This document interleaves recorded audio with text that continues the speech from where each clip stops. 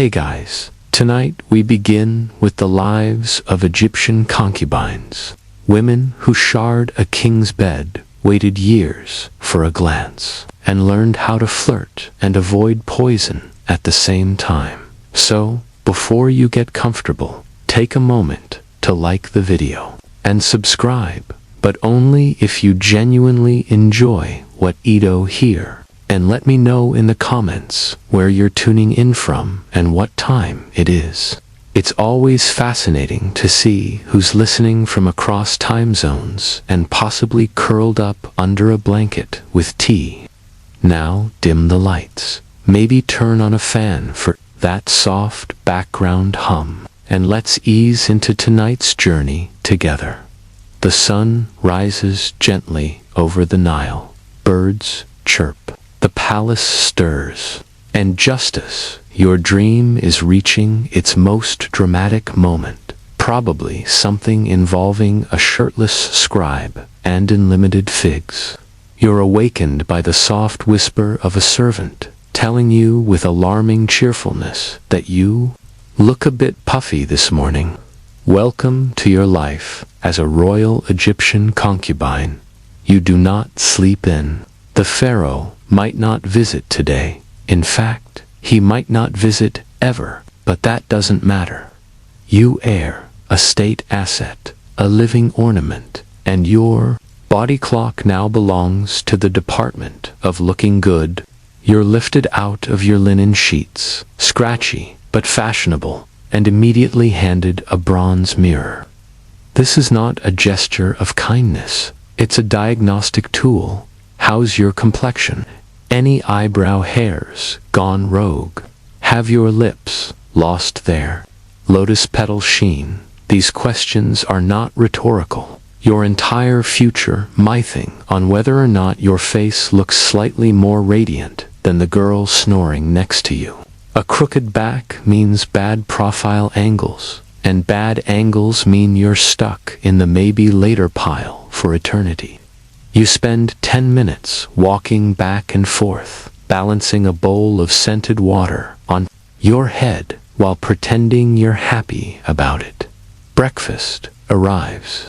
A platter of dates, figs, and possibly a single pomegranates that someone cut in half to encourage portion control. You eat slowly because nothing ruins a lure like chewing. Across the room, other concubines do the same, each trying to look casual while also performing a silent, exhausting competition called Who Blinks Least while making eye contact with no one. The servant returns. She suggests a cool compress for your under eyes, which escode for you look like someone just told you the pharaoh prefers harpists. You comply.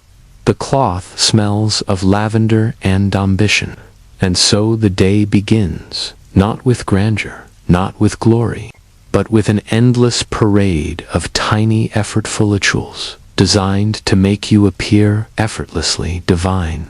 You haven't spoken a word yet. You haven't left the room, but you've already fought your first battle, waking up and looking like you haven't aged inth last 12 hours. Spoiler, you'll have to do it again tomorrow. Bath time as a concubine is not about hygiene, it's about transformation. You are not just a woman with sleep crust in her eye. You are a vessel of royal potential. And apparently, that vessel needs to be soaked, scrubbed, shaved, and basted like a sacred goose before it's considered presentable. You're led to the bathing chamber. Wixmoles, like a perfumery, collided with a citrus orchard. The water has been steeped with lotus petals, jasmine, oil, and something labeled fragrance of divine intention. It's less of a bath and more of a scented baptism.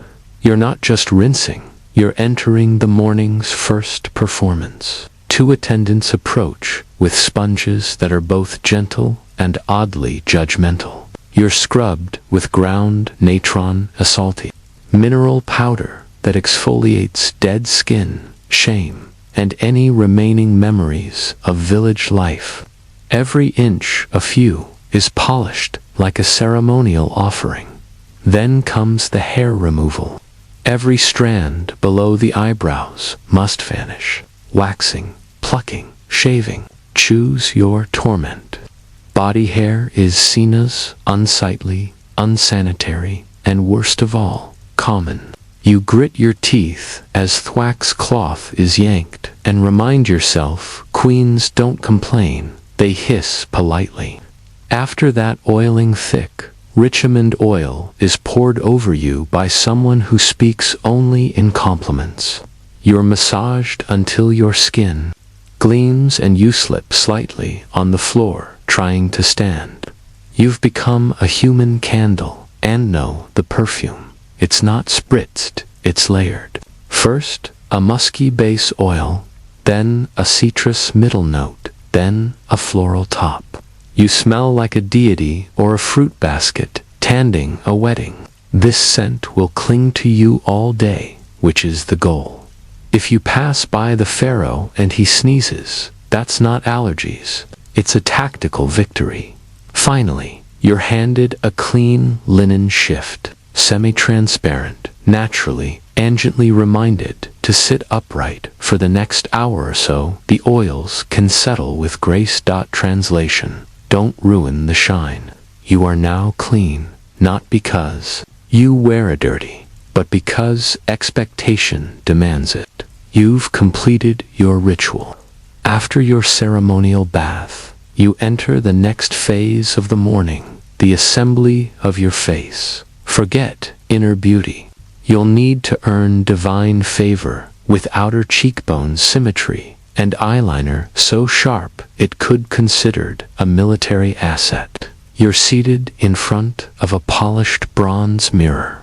The ancient Egyptian version, Ofa beauty influencers, ring light. Cosmetics attendant approaches, carrying what looks like a miniature painter's kit.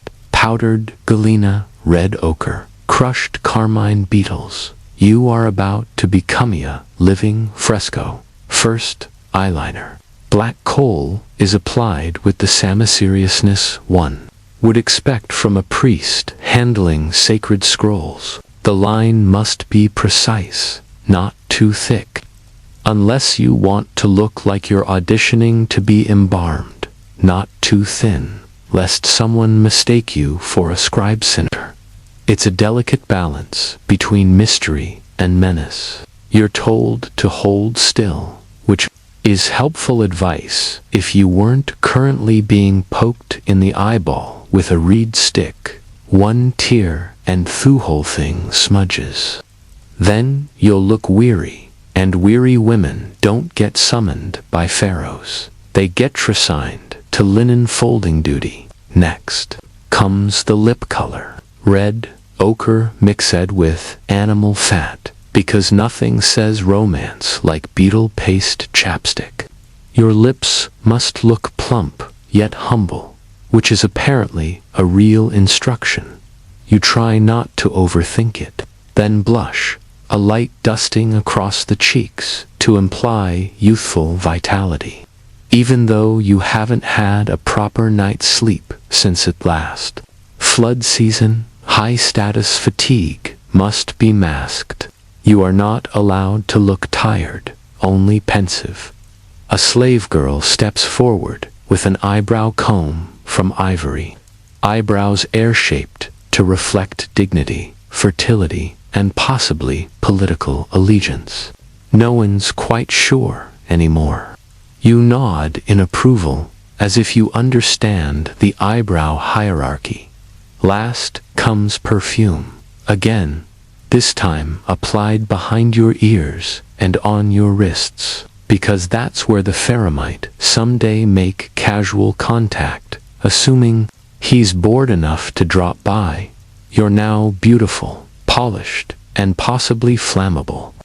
You glance at yourself in the mirror. You look like someone who belongs in a tomb mural, offering lotus flowers to a god. All you need now is a god who's hiring. Once you've been bathed, buffed, oiled, shaved, painted, perfumed, and told you're glowing but not as much as yesterday. It's time for breakfast. The harem dining hall isn't exactly a bustling mess hall. It's more like a fashion runway where everyone sits down. Dozens of women gather, dressed in semi-sheer linen that whispers, approachable but ambitious. They glide toward their low tables with the precision of a crocodile stalking a heron, silent, slow, and absolutely sizing each other up. Your meal is elegantly minimal. A small plate of honeyed dates to figs and a dab of yogurt. Not enough to feed hunger, but just enough to maintain cheekbone structure. You eat gracefully with 3 fingers, only because, apparently, forks are still 1,000 years in the future, and gluttony is for widow sand scribes. And this is where the passive aggression begins. Oh, your call is so bold today. Someone coos from across the table, smiling with every tooth except her eyes. You thank her politely, while mentally noting that her eyeliner is crooked and her irregular uneven. A younger concubine accidentally sits beside you, then loudly mentions how she was up all night practicing harp in case the pharaoh was feeling musical. Translation: she thinks tonight might be her night. You smile, chew slowly, and let a single fig seed sit dramatically on your lip like a statement of war. Conversations swirl around you. Gossip about who cried in the baths, Hoberode, whose perfume, without asking, who was seen leaving the astrologers' quarters looking hopeful. Everyone's prodding to be unbothered. No one actually is. You make sure not to eat too fast. Women who finish quickly are greedy, and women who don't eat at a lair trying too hard. You strike the middle ground. Casual elegance with a side of strategic chewing. Servants refill cups of palm wine, but only ask a splash. Too much, and someone might tell the wrong story to the right person.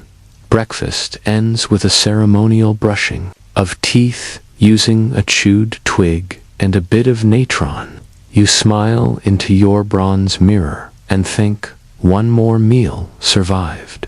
One more war disguised as brunch. After breakfast, you'd think it might be time to relax. Maybe take a nap. Maybe do something productive.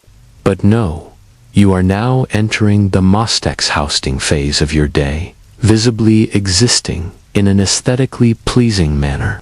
This is not rest. This is performance art.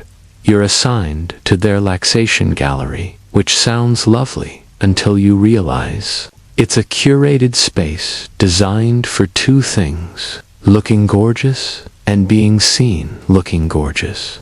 You and 24 other concubines lounge on embroidered cushions, arranged to maximize profile angles and minimize shadows.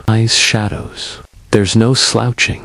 Posture must imply nobility, fertility, and mild but tasteful boredom. You're allowed to choose your activities, long as it's something ornamental. Reading hieroglyphs aloud is too intellectual. Playing a harp is ideal. Smelling flowers while gazing wistfully at a palm tree is encouraged. Anything that gives off divine but available. If you are exceptionally brave, you might practice accidental elegance, like letting your sandal fall off while stretching or sighing thoughtfully as if pondering the mysteries of love, politics, or your non-existent pension plan. These are carefully rehearsed microdramas designed to be noticed without appearing to want to be noticed. Some of the newer girls try too hard. They strike, passicitat, scream, pharaoh, pick me, with the subtlety of a temple gong. These efforts are met with polite applause and immediate whispers. You, however, very experienced, you know the trick isn't to look like you're trying. The trick is to look like you're being effortlessly still, while calculating exactly how much effort it's taking. Every once in a while, a scribe or messenger walks by. You pretend not to notice. You shift ever so slightly into better light. You are a statue pretending to breathe, a lotus in linen. And if by chance word reaches the pharaoh that the third girl on the left had an air of mystique today, then congratulations, your decorative effort has paid off. You've officially spent 2 hours doing nothing beautifully. And in this palace, that's not laziness, that's strategy. After you've elegantly existed for an hour or two, posture on point, gazimosty, and mysterious, it's time for the educational portion of your day. Don't get too excited. This is not the kind of education that ends in degrees or job offers. This is Concubine School, where curriculum consists of being interesting enough to hold the pharaoh's attention for 6 minutes, without giving him any dangerous ideas about women being clever. You file into a sunlit chamber where instructors await, draped in scholarly linen and armed with wax tablets. Today's lessons: harp tuning, poetry, recitation, and how to tilt your head thoughtfully while discussing dreams. Music is the most respected skill. A concubine who can pluck a harp string just right can practically rearrange court hierarchies. You're taught traditional love songs, all of which include lines like, "My heart blooms, like the papyrus reed and your eyes are more intoxicating than date wine." You're encouraged to mean it, or at least to fake it, with appropriate shoulder movement. Poetry follows, not writing it, heavens no. That's for old men with back problems. You recite it softly, with emotional restraint. You practice saying things like, "The moon weeps for my longing," without giggling, even though everyone knows the moon is too busy controlling tides to care about your relationship status. Sometimes a priest teaches you a few basic hieroglyphs, not too many, just enough to write Pharaoh is radiant like Ra, or Idrimd of lotus blossoms. Anything more complex risks sounding like you have opinions. You're also drilled in mythology, specifically how to compare the pharaoh to various gods without getting the pantheon wrong. Anubis is strength, is wisdom. Ra is power. Never mix them up unless you want to be remembered as that one girl who called the pharaoh a jackal. At the end of the session, you're quizzed. Not formally, of course. Just tested with subtle questions like, if the king asked you your favorite god, what would you say? Correct answer, whichever one reminds me of. Your education may not prepare you for the outside world, but if the pharaoh ever asks for a song, a poem, or a well-placed compliment, you'll be ready, sort of. Now that you've recited enough poetry to qualify as a sentimental statue, it's time for refinement drills, a daily routine designed to make you move like smoke, smile like a goddess, and never, ever trip over your own feet in front of royalty. First up, walking practice. Yes, walking. You'd think you mastered sometime around age 2, but no, not here. In the harem, walking isn't transportation. It's a performance. You're expected to glide across marble as if your feet barely touch the ground. Unfortunately, your sandals are slippery, the floors are polished, and there's always one girl secretly hoping you fall. To help, your instructor hands you a clay jug filled with water and sets it on your head. The goal walk, 11th of the corridor, without spilling a drop or developing a lifelong resentment for upper body tension. Every step is a negotiation with gravity and pride. Once you've survived that humiliation, it's time for dance drills. You and the others are arranged in a line and taught to sway like river reeds, but sexier. Arms up, hips loose, but not too loose. You're still supposed to be respectable. You mimic the movements of temple dancers while praying that no one sees your right foot. Disobey orders. Mistakes are met with constructive criticism. Well, mostly just regular criticism. You're stiff, says one instructor. Your rhythm is hesitant, says another. You nod graciously while plotting to stab your own shadow with a hairpin.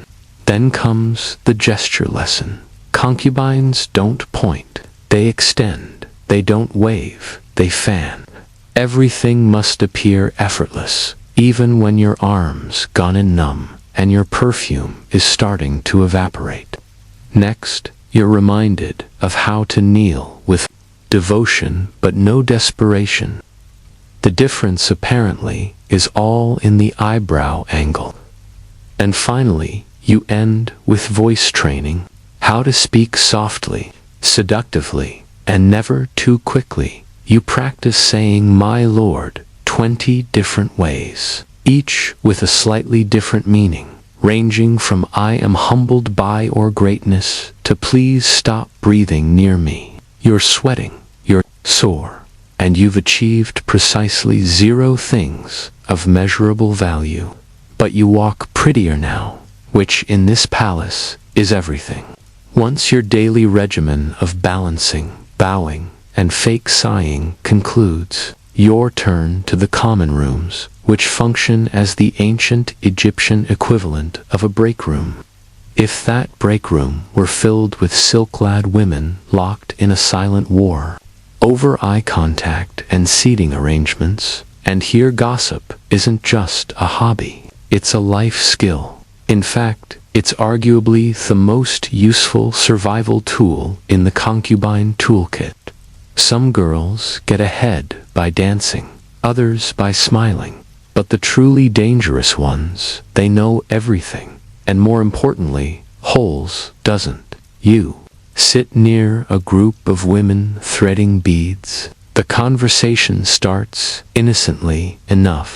Something about which servant accidentally dropped a fruit bowl in front of the scribe. But within 5 minutes, the topic shifts to who got new jewelry, who was seen leaving the astrologer's room with smudged eyeliner, and who's been mysteriously quiet since last week's sandal fitting. Names are never said directly, only implied. The tall one with the heavy perfume dot. You know, the girl who always looks like she's about to sneeze. Everyone nods, everyone knows. The senior concubines don't talk much. They listen because real gossip isn't just juicy, it's currency. If you know the pharaoh prefers honeyed wine to date wine, that's leverage. If you know which priest his mother doesn't trust, that's insurance. You contribute carefully. Sigh too little, and you're irrelevant. Say too much, and suddenly you've accidentally offended Bastet, and find yourself demoted to folding ceremonial napkins. Some of the more experienced women even keep coded wax tablets, not diaries, mind you, but tactical observation logs, a spreadsheet of betrayal, envy, and who coughed during the harp solo, and of course, there's the double gossip. When someone tells you a secret about someone who already told you that same secret, that's when things get interesting. That's when you start playing palace chess. You never gossip directly about the pharaoh. That's suicide. But about the other concubines.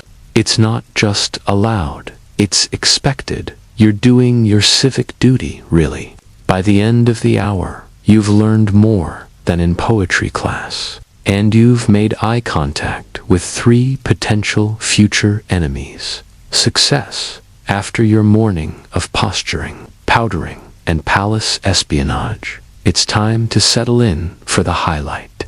O'Fevery Concubines Day. The long, suspenseful wait to maybe, possibly bezumed by the pharaoh. Now, let's be clear. He probably won't come. He won't come. He's likely busy inspecting irrigation plans, overseeing construction projects, or listening to court musicians with names like Henu the Flatulent. But that doesn't matter, because you still have to act like he might. You're led to the waiting chamber, a gilded room filled with cushions, incense, and women sitting in the same 3 poses, serenabode alluring, restful, yet radiant, and desperately pretending not to care. You pick a spot near the window so the natural light hits your cheekbones just right. Not that you've practiced this or anything. A servant enters, all heads subtly. Turn is she here to summon Simone? No, she's refilling the fruit bowl, still. A moment of electric tension passes as you wonder if your grape placement was regal enough. You shift positions every 15 minutes, not to get comfortable. Comfort is forbidden. Buto, keep your limbs from going numb in the event you're summoned and expected to glide like moonlight. You also practice looking surprised but grateful in case.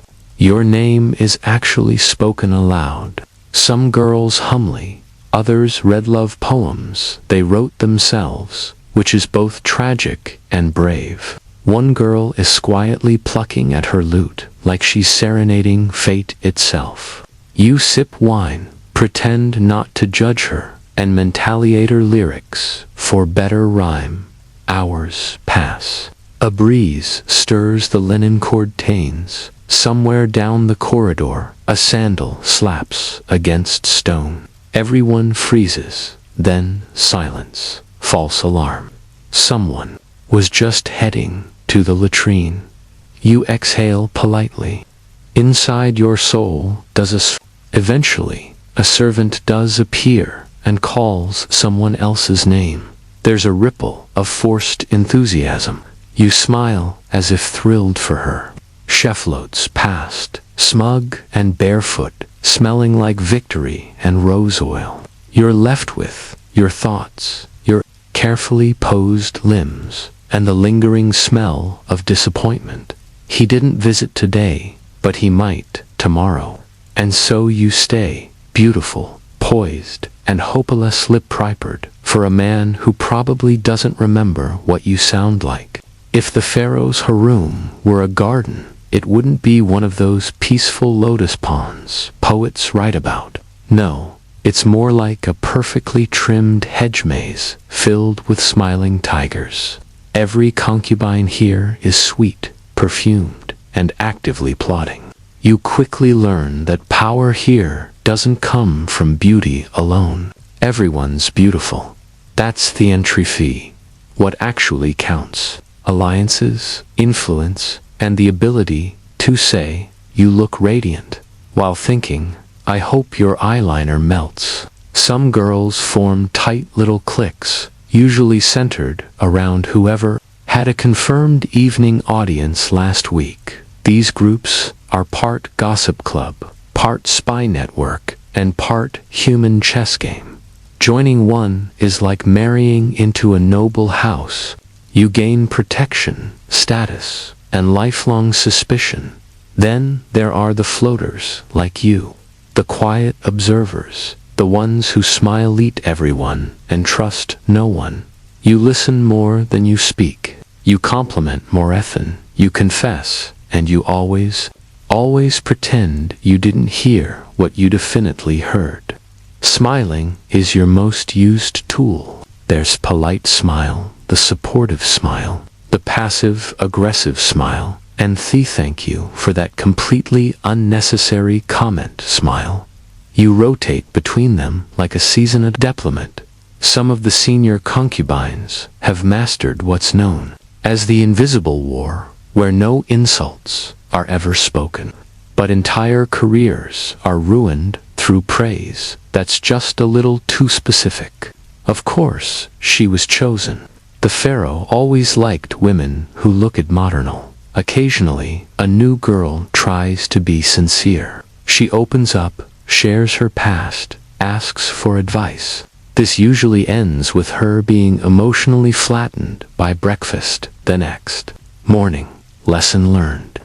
You discover that maintaining neutral alliances is an art form. Compliment one girl too often, and you're her servant. Compliment two, and you're a traitor. Compliment none, and you're distant. Bestow compliment the cat, honestly. And through it all, you smile, because a smiling hides worry. Smiling buys time. Smiling convinces everyone, including Jorsfi, that you're still in the game, even if you're just another piece being moved.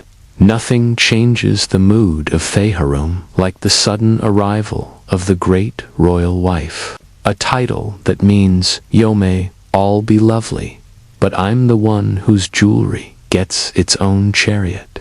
She doesn't visit often. Frankly, she doesn't have to. Her presence lingers like mere and suppressed ambition. But when she does walk in, the room goes from polite rivalry to absolute emotional lockdown in 3 seconds. You didn't hear her coming.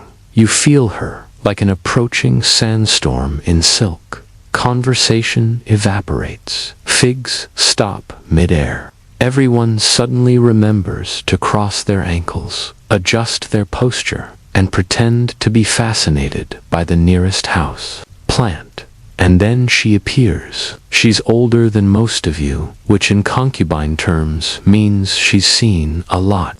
She walks like someone who's been walking past nervous girls' inexpensive linen for the past 20 years. Her kohl is darker, her headdress stellar, her smile a study in regal threat management. She makes slow, deliberate eye contact with each of you. No words. Just that faint, amused expression that says, I know which of you thinks you're clever. I also know which of you cried in the bath last week. She doesn't need to raise her voice. When she speaks, it's usually something terrifyingly vague, like, Edo, hope the younger women are behaving with wisdom. No names, no accusations, just enough suggestion to cause a small emotional collapse in 3 corners of the room. You offer your most respectful smile, the one you save for women who could have you reassigned to weaving duty without blinking. She nods slightly. Success. You are for today, Benethnatus, which is a win. Some girls try to impress her. Girls try to they perform subtle acts of grace, retelling a myth, adjusting a flower vase just so, complimenting her choice of anklet like it's a sacred relic. She humors them. She's seen it all because she was Ewan's. But she played the game better, and she won. Then, just as suddenly, Shelley's gliding out of the room like a vision in gold. No one breathes for 10 seconds. Then, slowly, conversations resume. Softer, more careful. The Queen Hoss walked in and reminded everyone what power really looks like. As the sun sets over the palace walls and casts a golden glow over the Nile, the atmosphere inside the harem shifts. Perfume is replied. Hair is retied. Linen is straightened. Because as darkness creeps in, so does possibility, and with it an elegant form of emotional torment known as maybe tonight. You've spent all day being polished, painted, and perfect light. Now you wait again. But this time, the stakes feel higher. This isn't about being seen. It's about being chosen. Maybe the pharaoh will send a servant, maybe not. The only certain ties, the tension in the air, and the faint smell of rose oil and ambition. The younger concubines pretend not to care. They hum softly, rehearse harp melodies, or casually mention they had dreams involving royal cobras and marriage. The older ones, wiser, sharper, simply sit back and sip their wine.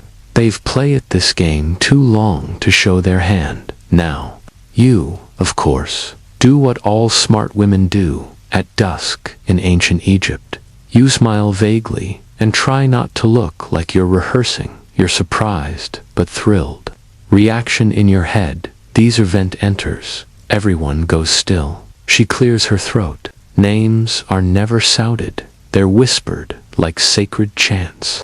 If it's yours, you rise gracefully, as if the moment hadn't consumed your thoughts all day. If it's not, you keep your face pleasant and sip your wine like it doesn't suddenly taste like despair. Tonight, it's not your name.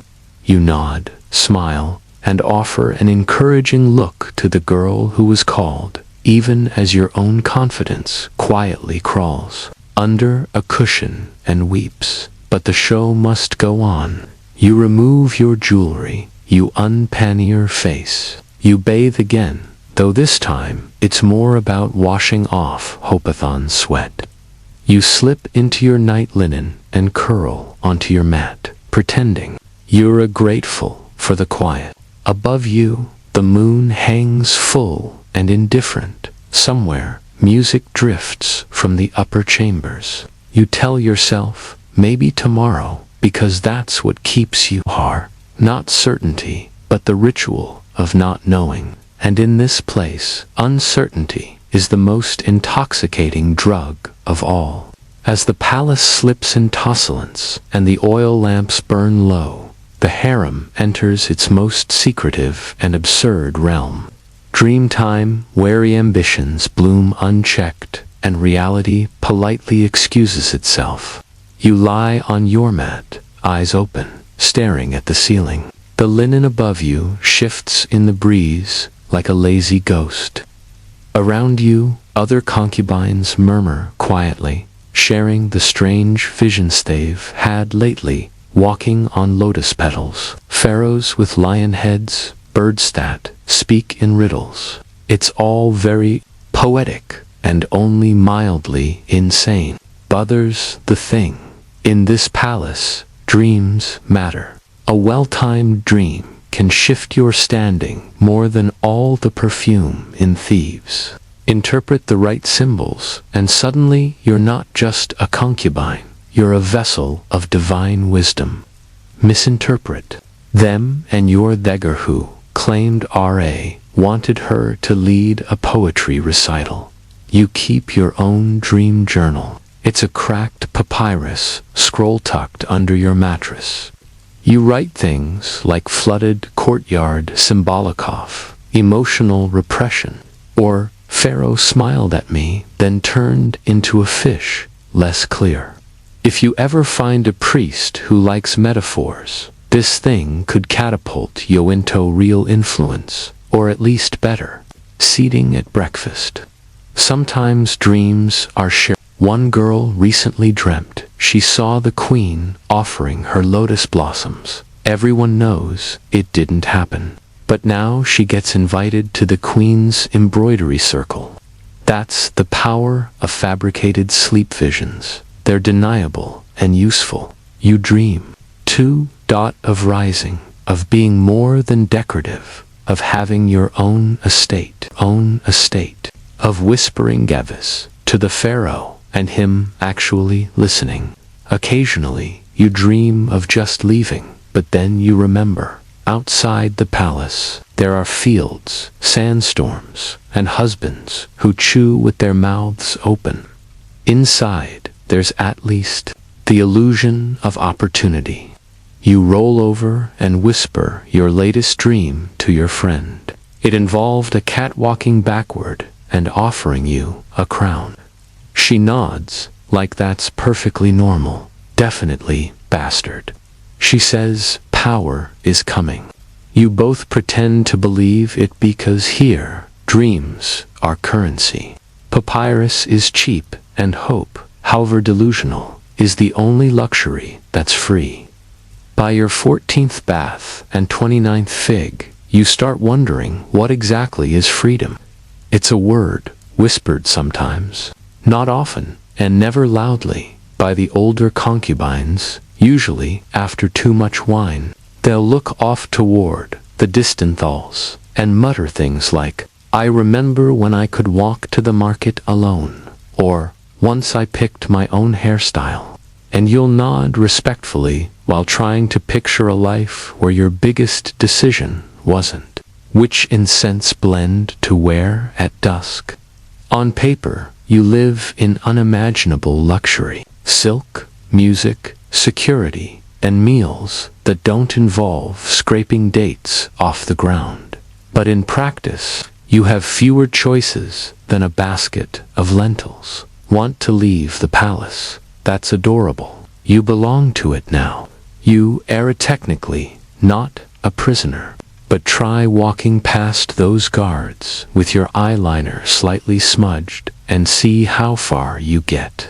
Only if the pharaoh forgets you exist long enough to permit it, which ironically feels less like rejection and more like parole. Want to raise your voice, only if it's sung a love song or a gentle prayer for the Nile to flood favorably. Your job is to be admired, not heard. Your opinion sere, as ornamental as your bracelets, pretty, but strictly non-functional. And yet, within this well-stitched cage, some women do find a strange kind of freedom. Not physical freedom, of course, don't be silly, but emotional, political, social freedom. The ability to influence which poem is recited at court, to suggest a priest be consulted, to whisper something to the queen's cousin that somehow changes the menu for a royal feast. It's not much, but it's saming. You think about the village girl you used to be chasing goats, sunburned, covered in dust. She was free in the can, go outside sense, yes, but no, you're free in the nose, how to manipulate 3 noble families without lifting a finger sense. Is that better? You're not sure? But you do know that freedom here is never given. It's performed like everything else. And Thebatar, your performance, the less anyone questions whether you're free at all. One day, you won't be here anymore. Maybe you'll be replaced by someone younger, with shinier hair and better loot skills. Maybe the pharaoh will lose interest entirely and take up falconry full-time. Or maybe you'll be quietly reassigned to a country villa where you'll spend your days sipping diluted wine and reminiscing about the time you almost got summoned but didn't because Ath Queen's cousin had a headache. And then comes the real question, the one no one asks out loud. Will anyone remember you? You won't have a statue.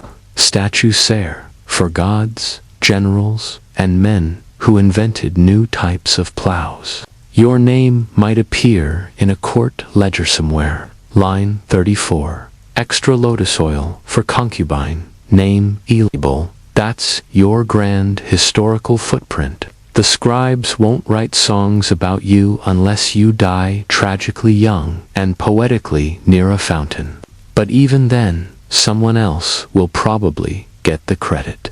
Still, you hope the queen remembers you as the one with the steady hands or that girl who never flinched during eyeliner application. You hope one of the younger concubines imitates your posture one day without realizing it. You hope a servant whispers, "She once made the pharaoh laugh," like it means something. Maybe that's all legacy really is. A few scattered memories drifting through someone else's afternoon. But on certain nights, especially the ones when the air smells like myrrh and the moonlight hits the courtyard just right, You let yourself imagine more. Maybe your name will end up in a forgotten scroll. Maybe a modern scholar will read it centuries later and wonder who you were. Maybe they'll mispronounce it, publish a theory, or turn you into an exhibit with poor lighting and a misspelled plaque. Still, it's something because you were here. You outlasted rivals. You mastered posture, deception, poetry, and staying silent in 5 languages. You turned obedience into performance and hope into strategy. You lived in a palace. Even Ifit wasn't really yours. And in a world where most women never left the mud brick walls of their village, you became a whisper in the palace of kings. Maybe that's not immortality, but it's close enough. Thefist is over. The music has faded. The nobles have loosened their belts and unfastened their shoes. But for the bride and groom, the most humiliating and crucial part of the day is just beginning. In medieval Europe, marriage wasn't sealed with a kiss. It was sealed with witnesses, sheets, and often a whole room of in-laws. The bedding ceremony, as it was called, was less a celebration of love and more a legal performance. One that turned the bedroom into a courtroom and the bed into the final contract. You see, in the medieval world, sex wasn't just personal, it was political. A noble family needed heirs, and heirs required proof. So, after the wedding feast, the entire community, or at least the most nosy and powerful members, would accompany the newlyweds to their chambers, and they wouldn't stop at the door. They'd come in. If you were lucky, they might just remove your shoes, offer a toast, or sing a Bordy song before leaving you to it. If you were less fortunate, they might stick around long enough to see her naked, inspect the bedclothes, or cheer you on with mocking advice and drunken encouragement. Some families even required a bishop or midwife to inspect the bride beforehand or the sheets afterward for signs that the deed had been done. Why the intrusion? Because marriages weren't private unions, they were public contracts. A noble woman's virginity was political capital. A nobleman's ability to consummate was a legal obligation. Without a consummation, the marriage could be annulled, and without witnesses, it was your word against the world's. It didn't matter if the bride was trembling or the groom was drunk, or both were strangers to one another. What mattered was that someone saw or claimed to see the beginning of their conjugal union, and if they didn't, the marriage might not count. In this strange twilight between feast and consummation, the couple's private life began as public spectacle.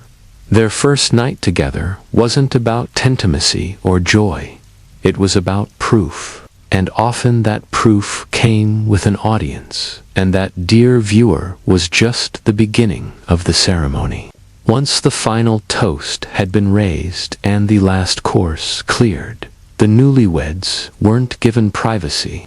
They were given an entourage. Servants, family members, priests, and even minstrels formed a procession to escort the couple to their marital bed. And this wasn't some quiet, respectful send-off. It was a raucous, theatrical parade, often loud, occasionally lewd, and completely devoid of subtlety. The groom might be half carried, half dragged by his friends, already red in the face from too much wine or dread. The bride, in contrast, was often pale, silent, and escorted by her familiar relatives, whose job it was to ensure she didn't bolt or faint. If she was a noble woman, this was her debut as property. If she was a peasant, it was still a public performance of modesty and obedience. Either way, it was theater, and everyone had a role to play. And the music? Oh yes, there was often music, not sweet romantic violins, mindu, drums, pipes, and the occasional crude song shouted in rhythm with each step. In France, they called it the chivalry, a rowdy, mocking serenade, meant to embarrass the couple and encourage a successful union. Think medieval hazing, with a religious blessing. Upon reaching the bedchamber, the couple didn't simply step inside and close the door. Instead, they were ceremoniously undressed, often by relatives or attendants. The groom might be stripped down by his groomsmen, the bride gently or not so gently disrobed by her maids or matrons. Every layer removed wasn't just fabric, it was symbolic. Childhood gone, autonomy gone. Now you belong to each other, more accurately, to the family alliance. In some regions, a priest or bishop gave a final blessing over the bed, as if holiness could somehow sterilize the awkwardness. In others, a cup of wine or spiced milk was passed between the couple, a last comfort before the main act, and the witnesses. They might not leave just yet. Some stayed behind the curtain, some stood near the door. A few particularly determined ones waited outside the room with ears pressed to the wood. In short, this was no gentle to privacy. It was a forced march into adulthood, carried on a wave, off cheers, songs, and uninvited eyes. And the worst part, the night had only just begun. If you were hoping the crowd would discreetly exit and let the couple awkwardly find their rhythm in peace, think again. In many medieval regions, the concept of privacy during a wedding night was practically non-existent. The entire point of the bedding ceremony was to prove consummation, and in a world where land, power, and alliances were passed down through bloodlines, that proof had to be irrefutable, even if it meant peeking through curtains or literally sitting in the corner of the room. Let's be clear, not all witnesses were intrusive. In some traditions, nobles or village elders might only escort the couple to the bed, remove a shoe, tuck in the covers, say a prayer, and then leave, symbolic enough to count. But in other cases, the situation took a turn from symbolic to straight up voyeuristic. Certain royal courts demanded clerics, midwives, or matrons to remain in the room just in case anything went wrong or didn't happen at all. Some nobles even went so far as to appoint official witnesses who would later sign written attestations of consummation. These weren't just casual guests. These were notaries of the night. The implication was clear. You weren't alone, and you weren't allowed to fake it. It gets worse. There are accounts, yes, real ones, of high-born wedding nights where courtiers or family members would listen for specific sounds, watch for movements under the sheets, or even inspect the bed sheets the next morning for signs of defloring, blood-stained linen, proof of virginity and honor, a clean sheet cause for scandal and annulment. And if the bride was suspected of being less than pure, the pressure doubled. She might be questioned, examined, or even accused of witchcraft if things didn't go as expected. The groom didn't escape scrutiny either.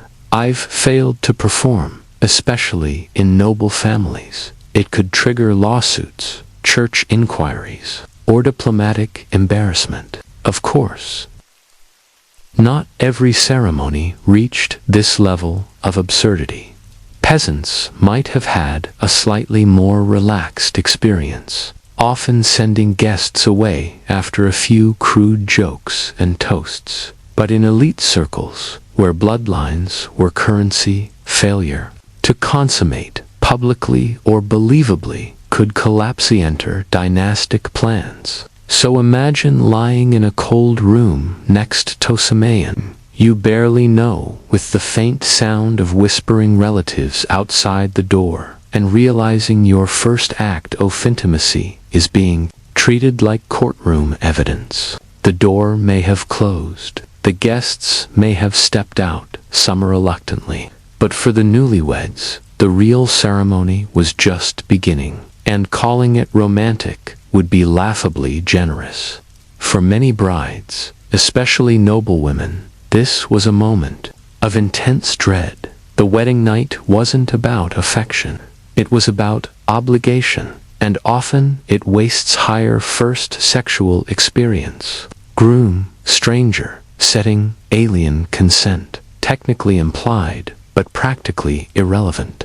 The whole experience was wrapped in pressure, performance, and fear. A misstep, a flinch, a failure. It could unravel the family's plans. The bed itself was the stage. In noble households, it wasn't just any bed. It was ornately carved, placed in a special chamber, and often set aside for this only event. It might have symbolic decorations, pomegranates for fertility, lies for purity, even religious icons nailed to the headboard, just in case divine intervention was needed to get things going. And while the couple may have been alone now, their minds were anything but private. The weight of expectations hung heavy. Produce an heir, prove your masculinity, bleed for your virtue, finish the job. The groom was expected to claim his bread. The bride was expected to endure it, no matter how painful, awkward, or terrifying it was. She was trained for modesty and silence. He was expected, tobe, aggressive, and efficient. For some couples, things went smoothly, or as smoothly as possible, in a cold, hyper-sure environment. Others weren't so lucky. The groom might be too drunk, too nervous, or too inexperienced to do anything at all.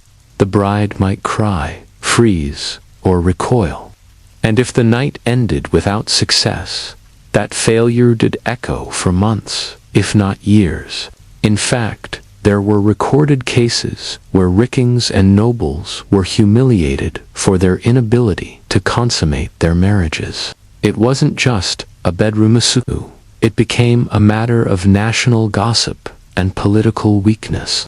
Anti-renouncements were justified, based on the absence of consummation and the evidence, witnesses, rumors, and those all-important sheets. The bed wasn't a place of comfort. It was a battlefield of duty, performance, and generation expand. And for many, it left psychological scars far deeper than in a physical ones. If you thought the worst part of the medieval bedding ceremony ended at the threshold of the bedchamber, think again. Come morning, the real fun began for everyone except the newlyweds. The first rays of daylight didn't just bring fresh air and chirping birds. They brought expectations, proof, evidence, gossip. In many noble households, the sheets were more important than the vows. And yes, someone was definitely coming to collect them. Enter the bed, inspector. This could be a midwife, a chambermaid, or in royal circles, a high-ranking female relative. Their job to examine the sheets for blood, evidence that the bride had been a virgin and the marriage had been honorably consummated. Spot offered. Congratulations. No stain. That's a problem. Now, let's pause for a second. Virginity is not, medically speaking, a reliable thing to prove.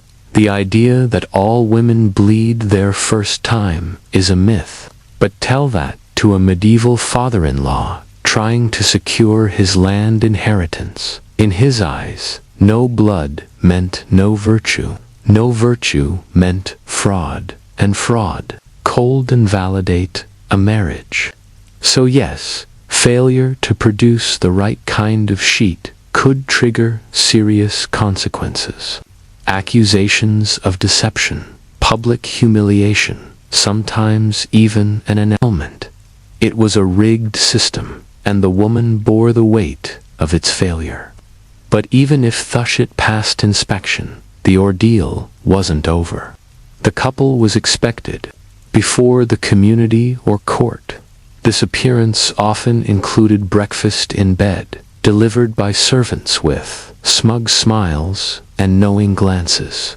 Imagine sitting up, blurred, trying tosip watered down wine while nobles smirked and passed judgment on your night's performance. In smaller villages, peasants might greet the couple with lewd songs or fertility dances. Think of it like a wrapped in forced applause. No matter your social class, the unspoken question was the same. Did you do it? And more importantly, did you do it correctly? And let's not forget the civic servants talked, relatives whispered, even the priest might hint at things during his sermon. One awkward glance or offhand comment could set rumors in motion for years. Not all wedding nights ended with blood-stained sheets and satisfied in-laws. Sometimes things went badly, and in the rigid framework of medieval society, a failed bedding ceremony wasn't just awkward, it could be catastrophic. First, there was the issue of numation.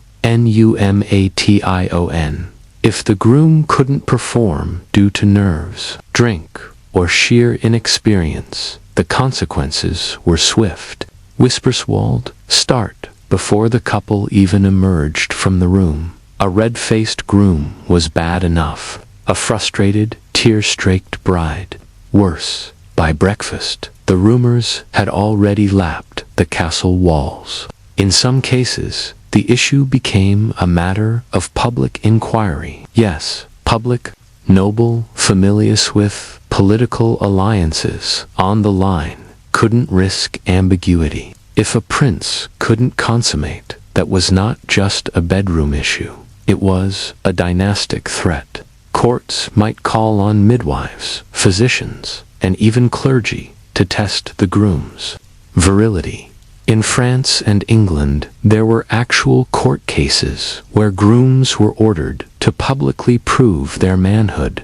Unfortunate noblemen in the 16th century had to submit to a full investigation, complete with witness testimony and physical examination, all because his bride said nothing had happened. On Thebrid's side, failure to bleed could lead to accusations of prior impurity.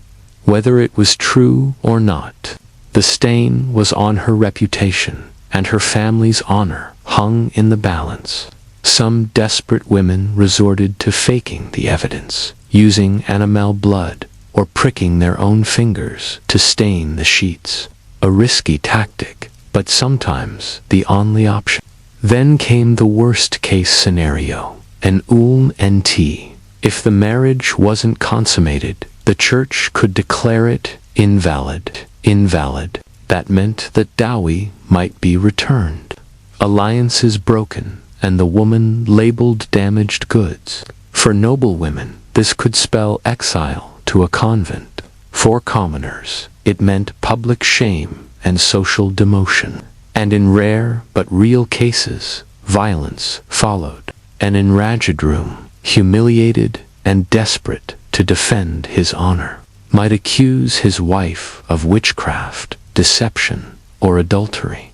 Women were beaten, imprisoned, or worse, all because of a failed expectation. What began as a ceremony of union could thus end in separation, scandal, or even. The bedding ceremony was never just about sex. It was a public trial of bodies and reputations. And when the trial failed, it left wreckage behind. While the general concept of the bedding ceremony appeared across much of medieval Europe, the way it played out varied wildly from region to region. Each culture added its own flavor, some just awkward, others downright bizarre.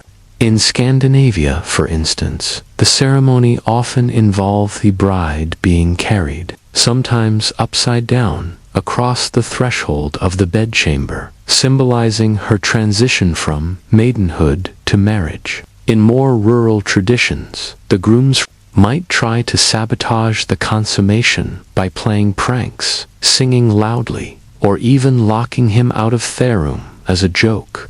Brotherhood had its limits. Apparently, in Germany, it wasn't uncommon for thebedding to involve an actual bed race.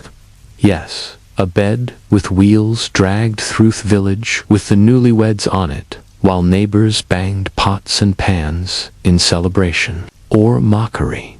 The more noise, the better. It was believed to ward off evil spirits and subtlety.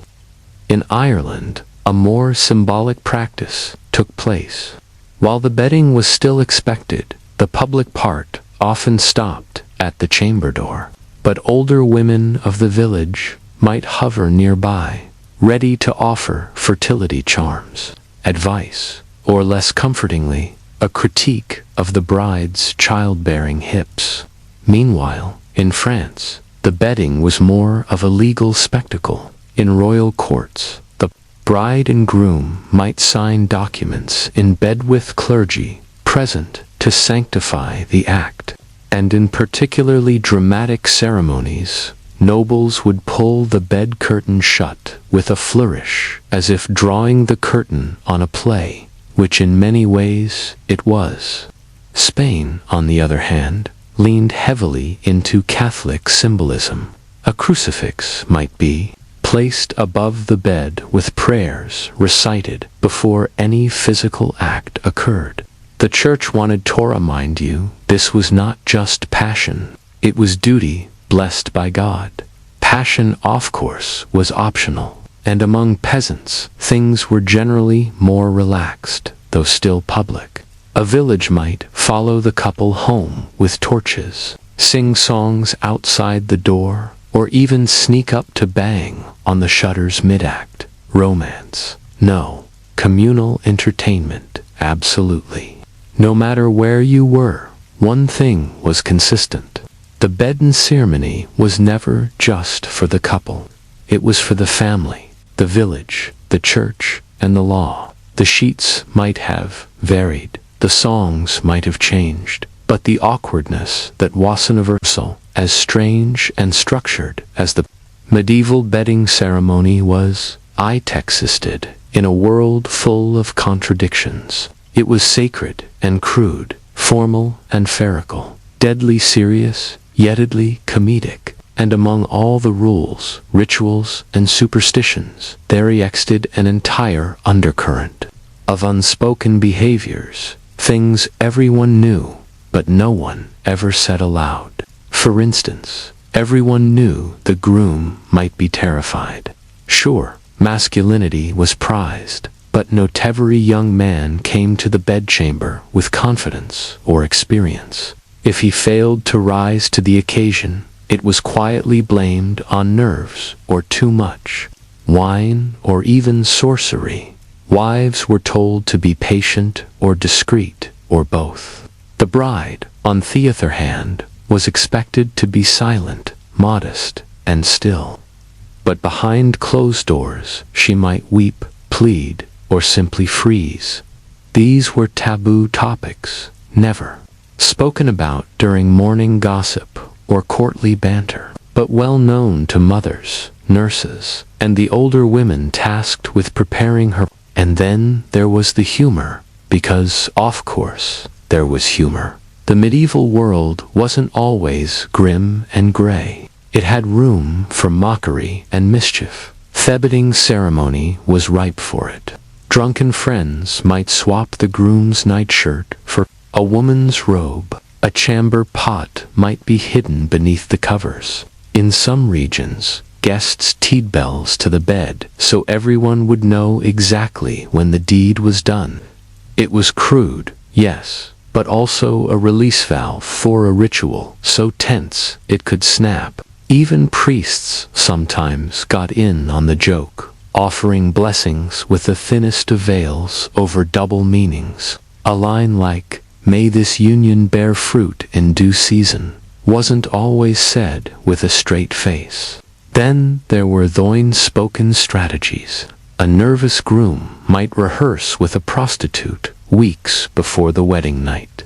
A terrified bride might receive secret herbs to calm her nerves or dull the pain.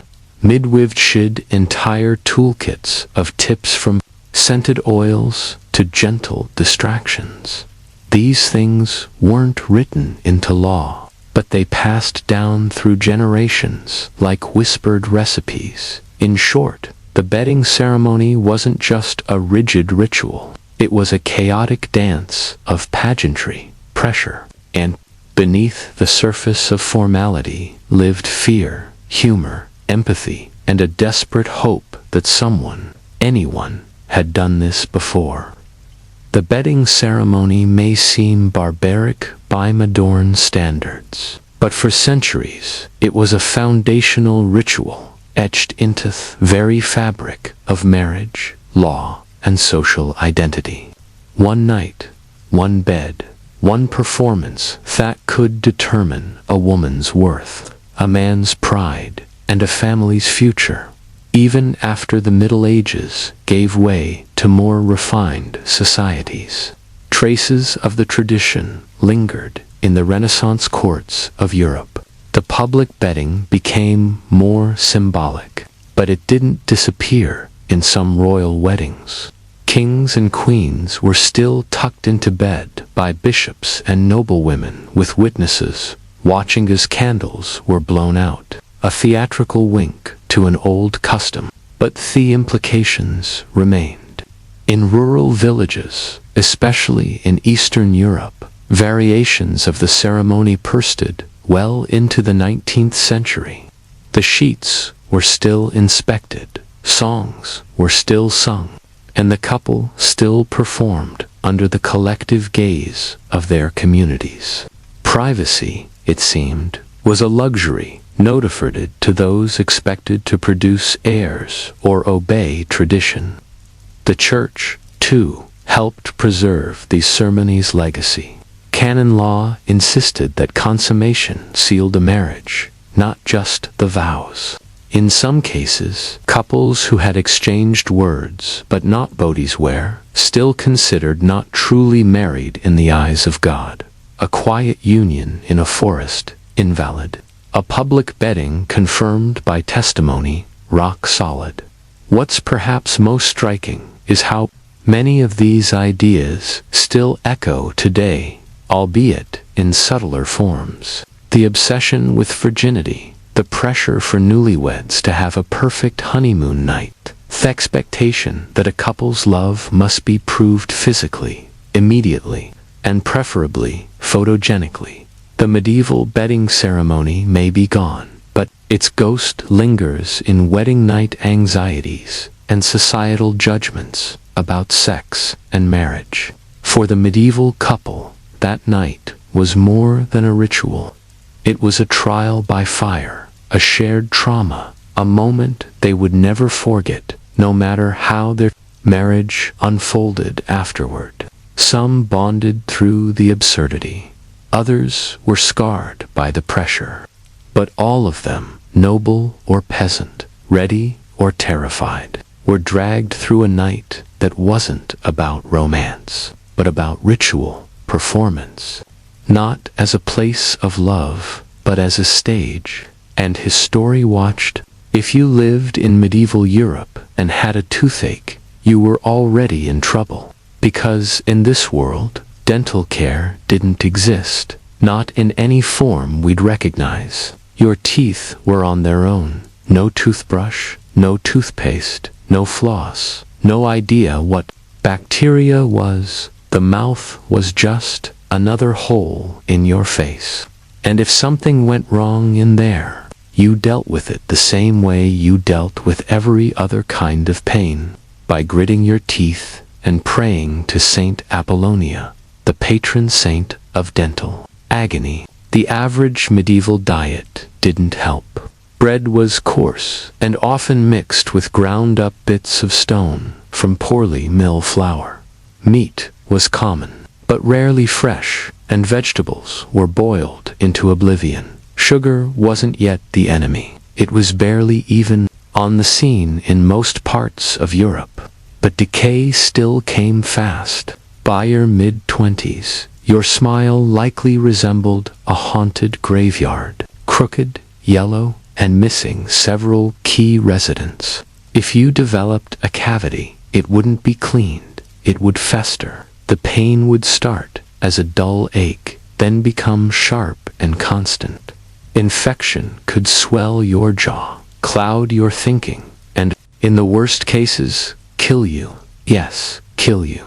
Dental abscesses could become fatal when the infection spread into the bloodstream or the brain. But nobody understood that back then. If you died, people assumed it was divine punishment, not bacteria, eating you alive from the inside. To soothe the pain, you might be offered a pus of mashed herbs. If you had a little money, perhaps a honey and vinegar rinse, sweet, acidic, and completely ineffective. You might even be told to hold a hot poker near your cheek to draw out the evil humors. At best, these were distractions. At worst, they made the infection worse. Eventually, someone, probably your mother, your priest, or your local village wise woman, would look at you and say, "It has to come out." And that was the medieval solution to nearly every dental problem. Extraction, no tropaire, not healing, just pull it and pray. And that's where things go interesting, because in the absence of real dentists, the job of yanking your rotten murs fell to people whose qualifications were, let's say, flexible. In the medieval world, if ya wanted a tooth pulled, your options were limited, and none of them came with a license. You didn't go to a dentist. That word didn't even exist. Instead, you walked into the shop of the local barber surgeon. Barber surgeons were the working-class doctors of the day. They weren't university. They didn't study anatomy with monks or debate Galenic theory in Latin. They learned on Thejib, often apprenticing under other barbers who taught them two essential things: how to sharpen blades and how to keep a person alive long enough to charge them afterward. Tooth extractions were considered minor surgery, something messy, painful, and beneath the dignity of university-trained physicians. So, barbers took over. Their tools were basic but terrifying. Iron forceps, long-handled pliers, curved hooks, and in some cases, their bare fingers. None of them were sanitized. If you were lucky, the tools were wiped on a rag between patients. If you weren't, they were still sticky with someone else's blood. There was no anesthesia. A barber surgeon might offer you a stiff drink, a leather strap to bite down on, or a prayer. You sat in acre or just stood still and hoped your nerves held. Some barbers work it quickly, yanking the offending tooth in one brutal motion. Others needed several trees. If the tooth broke off mid-pull, they dig out the roots with a hooked instrument. But barber surgeons weren't just butchers. Many took pride in their craft. Some became so well known for their dental work that they traveled from village to village like rock stars of oral misery. They'd set up in market squares with signs advertising their skills. A popular technique was to display recently extracted teeth on a string or nail them to the post, proof of experience, if not hygiene. Did the patients complain? Rarely, because in the medieval mind, the pain of a rotten tooth was worse than anything a man with pliers could do. And besides, if your barber botched the job, There wasn't exactly a dental malpractice board to file a complaint with. Not every medieval person waited for their teeth to rot out before doing something about it.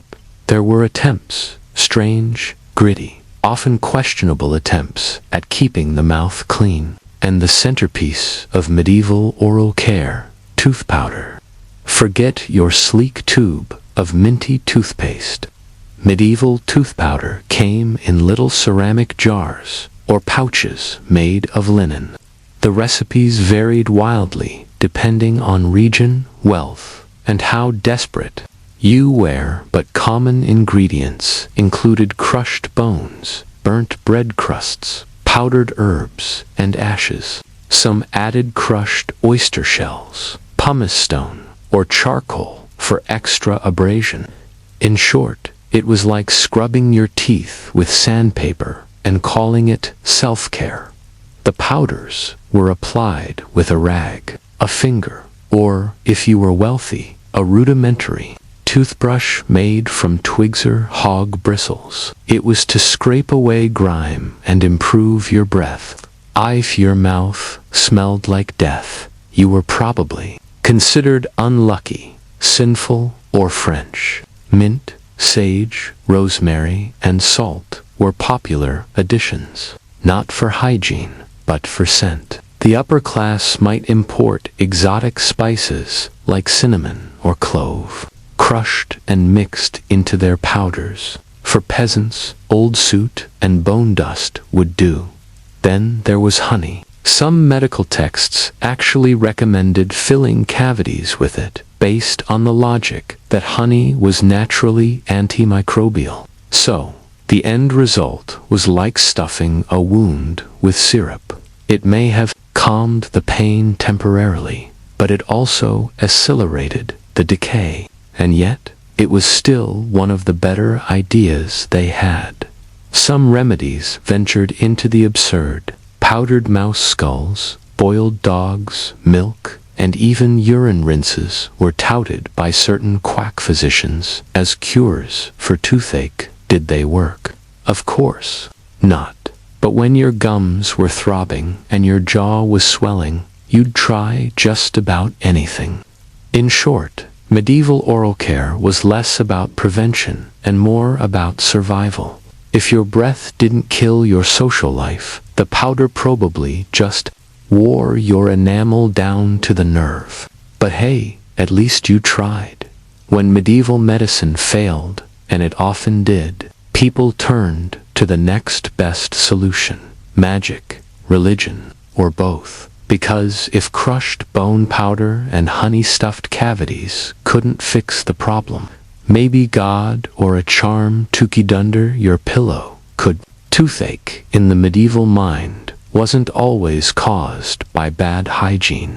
It could be punishment for sin, the work of a malevolent spirit, or even the result of toothworms. Yes, worms. Many people genuinely believed that little squirming creatures burrowed into their teeth and gnawed away at the roots. Others believed the sound of pain, the throbbing, was actually the worms wriggling inside. To treat these imaginary invaders, you could try smoking them out. One common folk remedy involved blowing hot vapor from burning henbane seeds directly into the mouth. The idea, the worms would flee from the heat and die. More likely, your gums just blister and your bad breath would turn lethal. Then there were toothache charms, often written on parchment and worn around the neck. Latin prayers, astrological symbols, Aravan nonsense scribbles were believed to carry healing power. If you could always invoke St. the martyr, who had all her teeth pulled out and became the patron saint often tell sufferers. Her image was carried in pockets, carved into church walls, or worn on amulets by people clutching their cheeks in agony. Some medieval medical texts written by clergy advised fasting and confession as a way to purify thacumers and ease tooth pain. Others simply told you to offer a mass and hope for divine mercy. For wealthier patients, the church sometimes offered relics for healing, a bone fragment from a saint, a vial of blessed oil, or a sliver of the true cross. Just place it near the sawtooth and wait. You might still die of sepsis, but you'd die feeling spiritually clean. At the end of the day, when no powders, pliers, or prayers worked, the medieval mouth became a battlefield between faith and infection, one where neither side had a particularly good track record. It was something to be endured, like bad weather or your in-laws. There were no anesthetics, no Novocaine, and certainly no soothing Goshen soundtracks piped in during treatment. Pain was expected. In some ways, it was even respected. Tooth extraction wasn't a quiet clinical affair. It was a public performance of agony. Picture this. You're slumped in a wobbly wooden chair, cheeks swollen, your mouth open while a man in a blood-stained apron rummages around with iron tongs. There's no sedative, no sterilization, maybe a gulp of strong wine if you could afford it, maybe a prayer if you couldn't. The barber surgeon would grip the offending tooth and pull, twist, or wedge it out. If it broke, which it often did, keep digging. The pain could be so intense that people fainted, vomited. Some bit clean through their own lips, trying not to scream. Others swear, physically restrained by assistants or relatives. And still they came. Because, as bad as the procedure was, the pain of a rotting tooth was worse. Some barber surgeons took pride in minimizing suffering. They worked fast, confidently, like medieval cowboys oft-jaw. Others were just winging it. There are records of teeth being shattered, jaws dislocated, or entire chunks of gum torn out. If the one got infected afterward, and it often did, you simply lived with it, or didn't. Even more grim, some dentists claim to treat multiple patients in a row using the same unwashed tools. The concept of cross-contamination didn't exist yet. And if you were unlucky enough to develop a post-extraction abscess, you could find yourself back in the same chair, this time begging for someone to lance the swelling with a knife.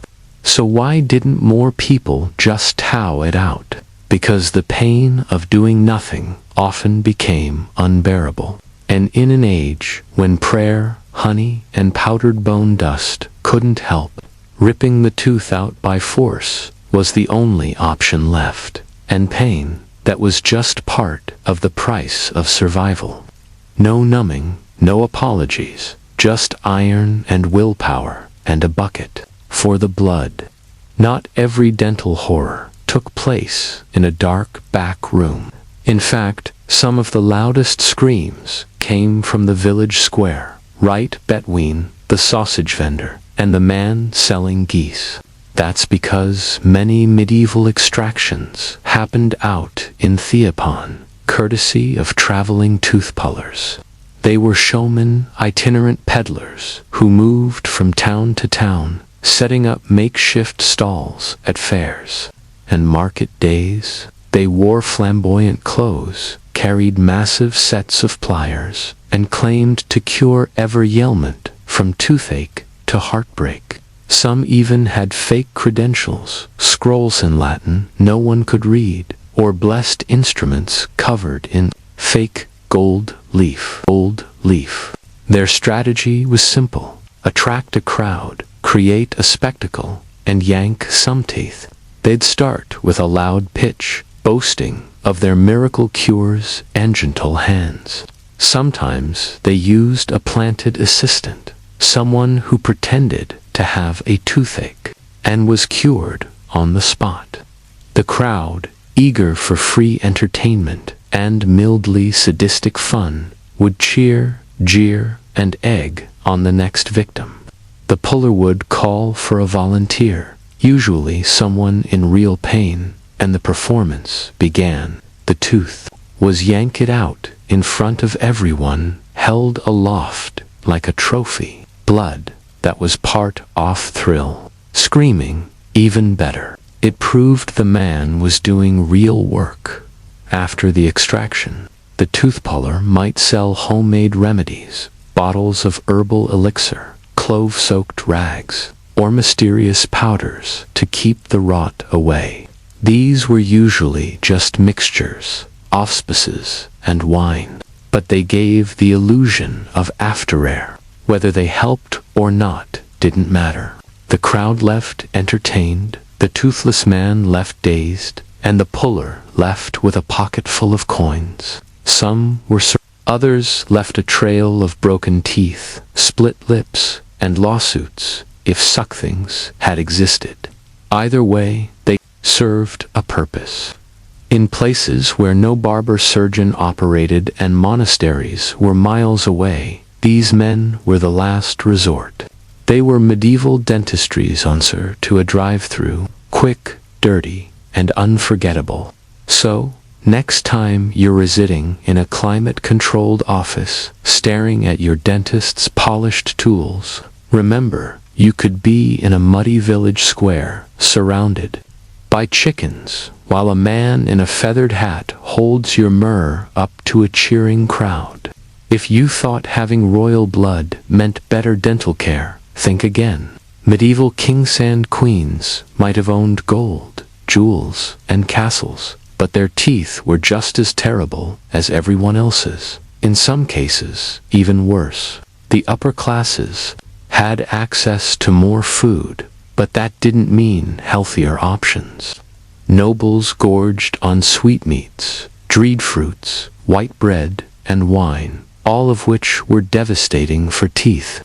Sugar, while rare, was a luxury imported from the East, and when it did appear in the kitchens of the elite, it was used recklessly in pies, sauces, and preserved fruits. The result? Rot, cavities, and breath that could slay dragons.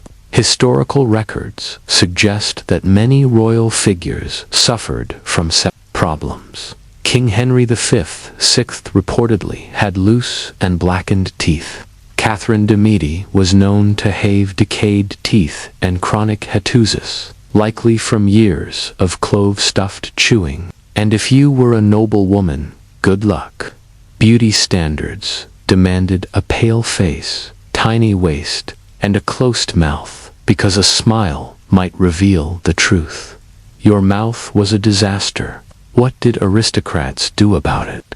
They had access to the best barber. Surgeons, of course, which mostly meant getting their teeth yanked by someone in nicer clothing. Queen Elizabeth I famously suffered from terrible dental pain. She was so afraid of having a tooth pulled that one of her bishops had a rotten tooth extracted in front of her toe. Prove it. Wasn't so bad. It didn't work. She refused treatment until the infection spread to her jaw. Nobles also tried to cover the problem with cosmetic tricks. Some painted their teeth white with lead-based powders, highly toxic of course. Others chewed perfumed pastel to mask the stench of decay. Perfume, fourth mouth. Imagine that. No wonder courtships happened, mostly through letters. In portraits, you'll notice serial smiles are rare. That wasn't an artistic choice. It was practical. Smiling showed your teeth, and if your mouth looked like a battlefield of broken enamel, better to keep your lips firmly shut. So while peasants screamed in village squares and merchants stuffed honey into myrrhs, the royals suffered behind velvet curtains, hiding their crumbling smiles with jewels, etiquette, and denial, while extractions and tooth powers dominated the dramatic side of medieval dentistry. The daily reality was filled with strange habits, persistent myths, and a few surprisingly practical routines. if you knew where to look. Let's start with the basics. Most people didn't brush their teeth in the modern sense, but that doesn't mean they did nothing. Chewing sticks were common, especially among the poor.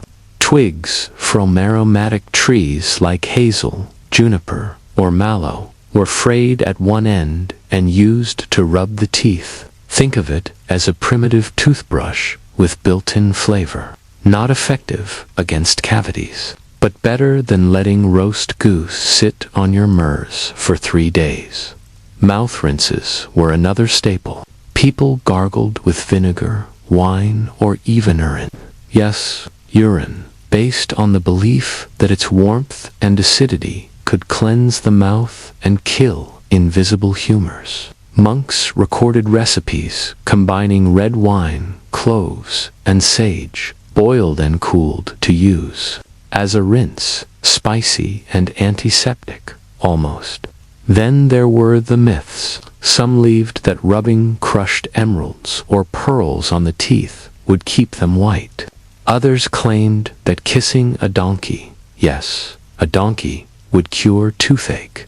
The logic, something to do with transferring pain. Still others thought a spider's web packed into a saw-tooth would catch the pain and trap it.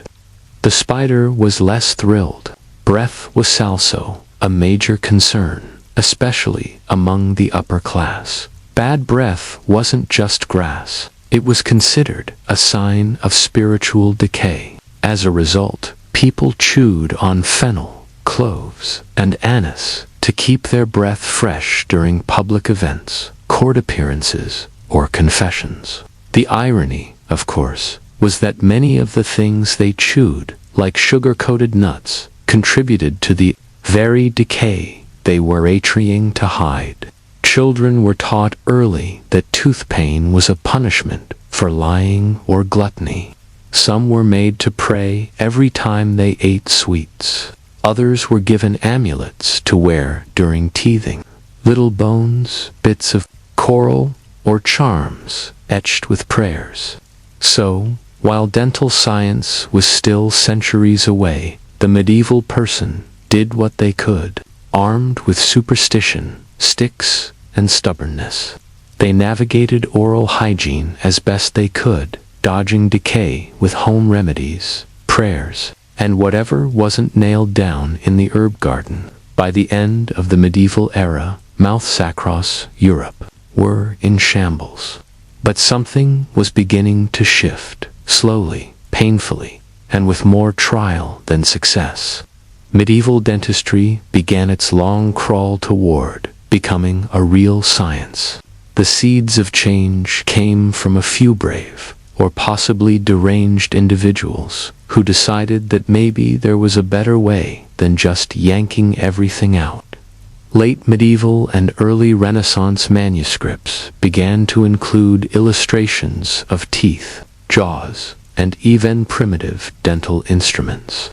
Arabic medical texts, particularly those of Avicenna and al-Zahrawi, were translated and circulated, offering more advanced ideas about oral hygiene and anatomy, ideas far beyond bone powder and barber pliers. Monasteries, too, began to keep better records.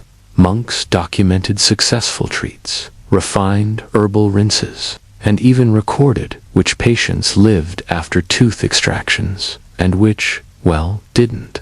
Trial and error may be grim, but it's still data. By the 14th and 15th centuries, the barber surgeons were beginning to separate. Some chose to specialize in surgery, and a few even focused on the mouth. The idea of a tooth specialist began to emerge, not respected, not licensed, but at least recognized as something different from the guy who shaves your beard. Cities began to regulate street pullers, forcing them to register or apply for permits. Some were banned from setting up in public squares altogether. The wild days of tooth extractions between sausage vendors were slowly fading. Emphasis shifted from spectacle to sanitation, though sanitation still mostly meant washing your hands in wine and hoping for the best. And perhaps most telling, people began to fear tooth pain less and fear bad teeth more. The aesthetics of the mouth were slowly gaining social currency. By the Renaissance, white teeth were seen as a mark of beauty, not just health. Perfumed pastes and enamel polishes made from crushed coral became fashionable among nobles. Smiling in portraits, even slightly, began to maquilla. Of course, real dentistry, complete with drills, fillings, and anesthesia, was still centuries away. But the path had been cleared. The days of barber surgeons and traveling tooth pullers were numbered.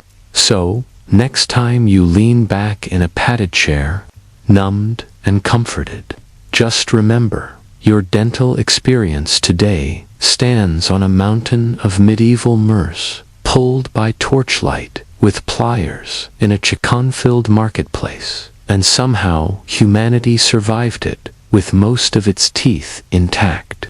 Life on the Mongolian steppe was unforgiving. Icy winters, blistering summers, endless winds, and no permanent kitchens. In that harsh environment, food had to be more than nourishing. It had to be portable, durable, and fast. Mongol warriors didn't sit down to long meals. They ate on the move, on horseback, sometimes in the saddle, and always with survival in mind. The backbone of this diet was meat, especially mutton, goat, and horse. But this wasn't the kind of meat you'd find sizzling over a fire every night. Most of it was air-dried, often in long, thin strips, known as borts. This dried meat was a marvel of efficiency. It shriveled into leathery slivers that weighed almost nothing, could last for months, and could bear hydrated in boiling water for a hot meal anywhere, whether on campaign or in the middle of nowhere. Horses weren't just ridden, they were consumed. A wounded or old horse was never wasted. Horsemeat was considered warming and nourishing, ideal for cold, dry climate. But more importantly, horses were mobile pantries. A Mongol could ride with a bag of borts tied to his saddle and a source of milk beneath him, his own mount. That milk, of course, became arag, the fermented Mars milk that was both a drink and a cultural icon. It was sour, fizzy, slightly alcoholic, and deeply tied to Mongol identity. A warrior could milk his horse, ferment the liquid in a leather bag hanging from the saddle, and drink it within a day or two. No bottles, no brewing vats, just steppe ingenuity. Grains and vegetables were rare. In the open plains, the nomadic Mongols didn't farm, so bread, grains, and fruits weren't part of the daily routine. Instead, they relied on animal fat, meat, milk, cheese, and yogurt to swerve. Even blood was consumed in emergencies, drawn from a horse's neck with a small cut, then sealed, keeping both horse and rider alive on the move. This wasn't cuisine built for pleasure. It was built for conquest. Compact, rugged, high-calorie, and mobile, just like the warriors who ate it. And it fueled one of the largest empires the world has ever seen. If there was one drink that defined the Mongol spirit, both literally and figuratively, it was arag, also known in some regions as kumis. This fizzy fermented Mars milk wasn't just a beverage. It was a symbol of identity, strength, hospitality, and semitimus. To make air, Mongols milked their mares, yes, female horses, up to 6 times a day during the summer months. This milk was then poured into a leather sack, usually made from animal skin, and hung from the yurt's doorway or saddle. It wasn't left alone. It wastered constantly, sometimes by hand, sometimes by passing children, tasked with kicking or punching the bag as they ran past. Fermentation needed movement, and Mongols had no shortage of it. After a day or two, the milk would sour and fizz, transforming into a slightly alcoholic, tart, cloudy drink with akik strong enough to lift a weary rider's spirits. IG wasn't distilled like vodka. It was natural, raw, and teeming with bacteria. That made modern health inspectors sweat. But for Mongols, it was the nectar of life. Ayara served many purposes. It provided vital calories, and it gave a buzz that Mongol warriors described as clarifying rather than. In hot weather, it cooled. In cold weather, it warmed. During feasts, it was poured generously. During negotiations, it was offered with a bodot. To refuse, it was not only rude, it was deeply insulting. Guests arriving at a Mongol camp were traditionally greeted with a shallow silver bowl of arag. It was customary to take at least a sip, even if the taste shocked the tongue. Foreign visitors often described it, a smoky vinegar churned with yogurt or milk that had gone too far. But for the Mongols, it was a sacred drink, and no feast, no matter how grand, was complete without it. There were also variations. Older arag could be distilled into a stronger liquor called airy, clear, sharper, and not for the faint of heart. This became the Mongol version of spirits used in toasts, rituals, and sometimes even in medicine. In short, arag was more than just fermented milk. It was fuel for the steppe, a tool after diplomacy, and a cultural cornerstone. To understand Mongol food is to taste arag, sour, wild, and unforgettable. The Mongol army didn't conquer half the known world on an empty stomach. Their battlefield rations were stripped down, brutal and effective, just like their campaigns. Forget army kitchens or supply caravans. Mongol warriors carried their food with them, sometimes tucked into their saddlebags, sometimes under the saddle itself, slowly warming as they rode. The most critical staple was barts, strips, after-eat meat, usually mutton or horse, sliced thin and left to dry in the open air until it became tough and leathery. It was as close to jerky as one could get without seasoning or sugar. Lightweight and nutrient-dense, barts could be eaten raw, like trail mix, or boiled into a simple soup. One handful could sustain a man for an entire day. But Mongols didn't stop at meat. They also relied heavily on fat, especially in the form of cakes or dumplings made with rendered mutton fat, flour, and sometimes dried cheese. These high-calorie snacks were brutally efficient, dense, greasy, and packed with enough energy to power a horse raid at full gallop. They didn't melt, spoil, or crumble. You could ride for days with one stuffed in your sleeve.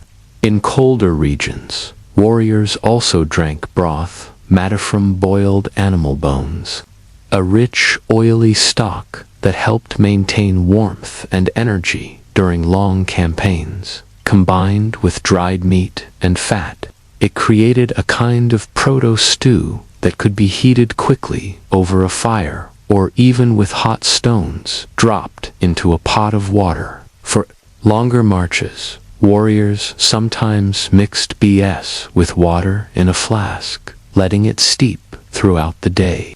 By nightfall, they had a makeshift soup without needing to stop and cook. It wasn't delicious, but it worked. In emergency situations, Mongol soldiers had a gruesome fallback. They would cut a vein in their horse's neck, drink the blood, and seal the wound. The horse lived, the rider lived, and the campaign moved on. There were no fancy sauces, auspices, no courses. Mongol warrior food wasn't meant to be enjoyed. It was meant to keep you alive while galloping across thousands of miles of terrain. And it did that job with brutal minimal illustration. When Mongols weren't raiding distant cities or galloping across the steppe, they actually did settle down, at least temporarily. And when they did, cooking shifted from saddle improvisation to a more stable, if still minimalist, domestic setup inside the traditional Mongol yurt. Ager wasn't just a home. It was a movable fortress of felt and wood designed to withstand the screaming winds of the steppe. Inside, space was southwardly organized. The door always faced south. The fire burned in the center, and the cooking happened right above it. The kitchen, such as it was, consisted of a metal tripod, a few cast iron pots, and a supply of wood, dreading, or animal fat for fuel. Mongol women typically handled food preparation. They didn't follow recipes. They followed survival. The most common method of cooking was boiling. Meat was chopped into chunks.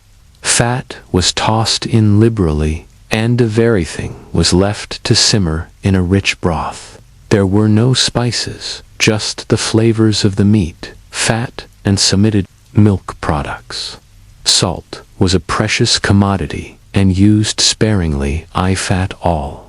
One beloved dish was bog, a specialty made by stuffing a deboned marmot or goat with hot stones, sealing it tight, and letting it cook from the inside out. The process was primitive, but the result was tender, juicy meat infused with smoky flavor. It was messy, theatrical, and undeniably Mongol. In colder months, milk was transformed into curds, yogurt, and cheese. These were either eaten fresh or dried into hard discs that could last for months. Dried curds, called roux, were so tough they could crack a tooth, but they were nutritious, and kids gnawed on them like candy. Ger meals were communal, often eaten by hand, with everyone seated on the floor. Meat was passed around, broth was slurped directly from bowls, and fingersware licked clean. Cleanliness was pragmatic. Knives were wiped on sleeve sand, leftovers were tossed to the dogs, or reused in the next meal. Despite its simplicity, the Ger kitchen was the heart of Mongol domestic life. It was where survival met routine, where Thede's hunt became dinner, and where a nomadic family could for a moment feel rooted, even if the land beneath them was always shifting. For the average Mongol, food was fuel, but at the court of the K's, food became politics, prestige, and power. The same warrior Shu lived off dried mutton and fermented milk on the steppe, transformed into patrons of grand multicultural banquets when seated under the silk canopies of imperial courts. At the height of the Mongol Empire, especially during the reign of Kublai Khan, the kitchen went from campfire to culinary theater. The empire had expanded from Hungary to Korea, and so had its pantry. Cooks were imported from Persia, China, India, and beyond, each bringing their regional flavors, methods, and ingredients to the imperial table. A Mongol court feast was a stunning contrast to the harshness of life on the steppe. There were roasted lambs, whole spit roasted birds, and stuffed pastries filled with seasoned meats. Chinese cooks prepared delicate dumplings and rice dishes. Persian chefs offered rich stews, dates, nuts, and flatbreads, perfumed with saffron. Indian spices occasionally made an appearance. Fennel, cumin, and pepper brought by traders along the Silk Road. Drinks flowed freely, especially Aragov, course, but also wine from the Caucasus, rice liquors from China, and stronger distilled spirits, known as airy. Gold and silver goblets passed from hand to hand while entertainers performed. Singers, acrobats, even trained animals. The centerpiece of many banquets was a tower of cooked meat, sometimes sculpted into elaborate shapes, dragons, warriors, or horses. It was a display. To feed this well meant you could conquer anything. Yet even amid the extravagance, Mongol culinary values remained. Meat was king, dairy massacred, and waste was frowned upon.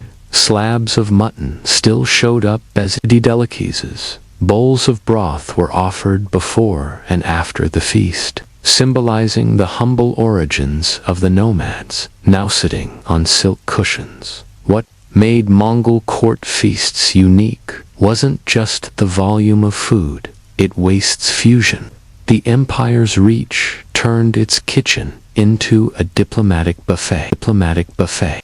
A showcase of diversity held together by the unshakable stomach of a people raised on boiled fat and fermented milk. To dine with a KN wasn't just to eat, it was to taste the empire itself. In the Mongol Empire, food wasn't just nourishment or even celebration, it was a diplomatic weapon. To sit and eat with a Mongol leader was not simply hospitality. It was recognition, a ritual of loyalty, and a taste of mutual respect.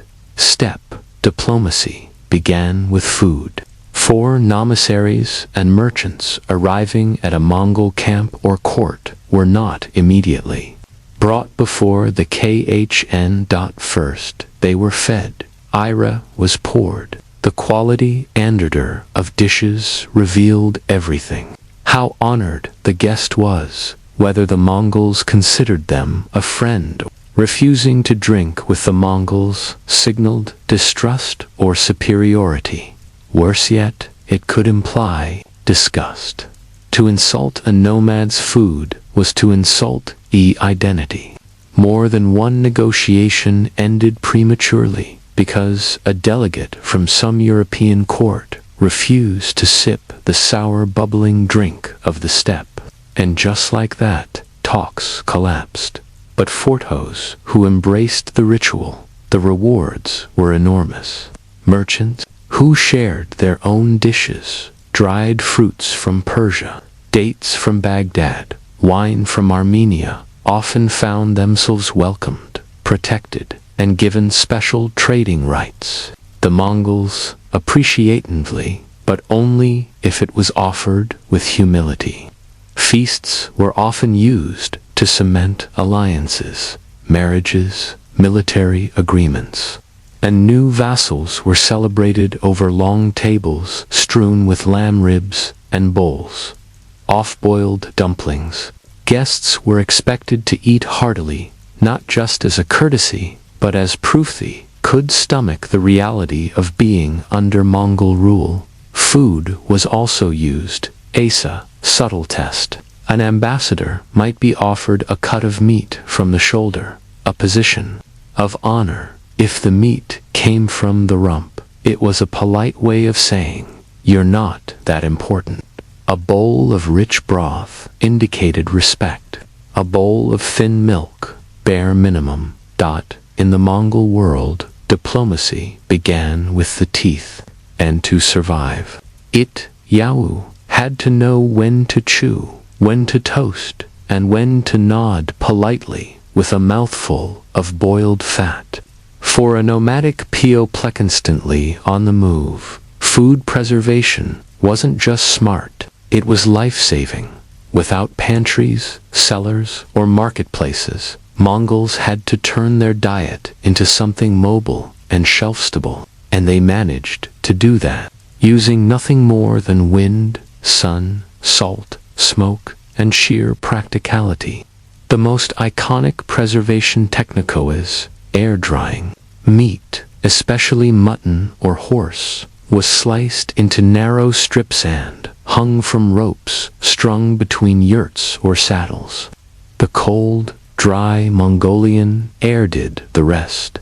Within days, the meat lost most of its moisture and became borts, the ultimate protein-packed travel ration. Properly dried, it could last for months, even years, without it was light, compact, and virtually perfect for warriors galloping across the Gobi or deep into enemy territory.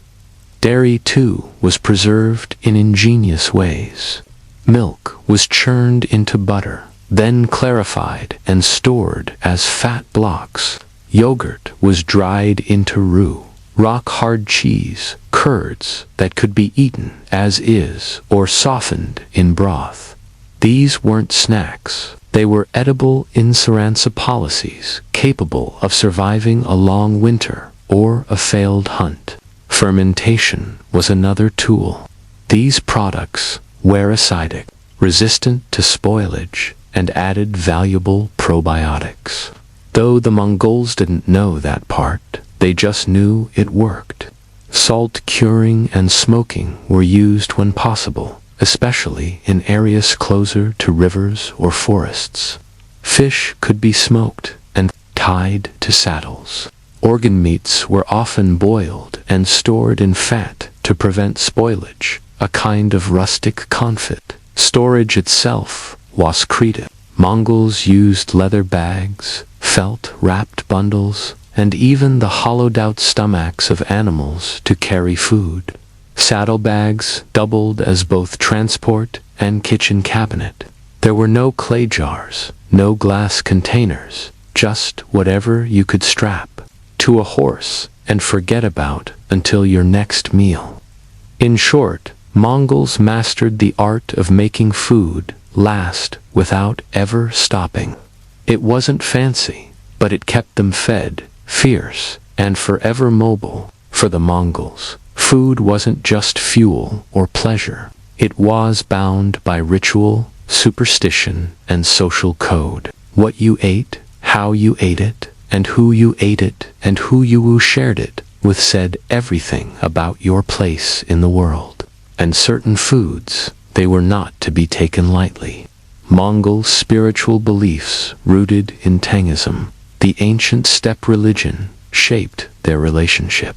With food, animals weren't just meat on legs. They were sacred life-givers. Every part of the animal had a purpose. And wasting food was not only wasteful, it was spiritually dangerous.